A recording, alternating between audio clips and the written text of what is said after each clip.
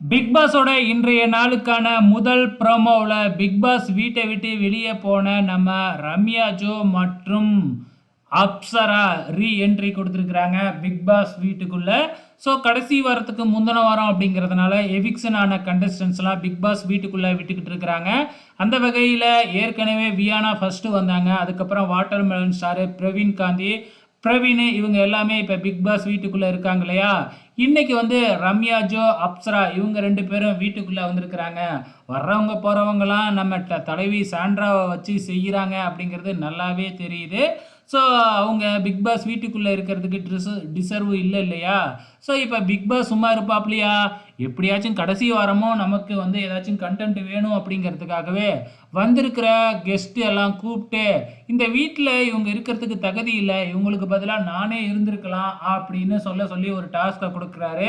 இதில் எல்லாருமே வந்து சாண்ட்ராவை தான் அட்டாக் பண்ணுவாங்க அப்படிங்கிறது தெரியும். அதுக்கப்புறம் 2வதாக வந்து அரோரா, சபரி இவங்கள எல்லாத்தையுமே சொல்லிக்கிட்டு இருக்கிறாங்க ப்ரமோவில். ஸோ முழுசாக பார்த்தா யார் யார் என்னென்னலாம் சொல்லியிருக்கிறாங்க, யாரை சொல்லியிருக்கிறாங்க அப்படிங்கிறத பொறுத்திருந்து பார்க்கலாம்.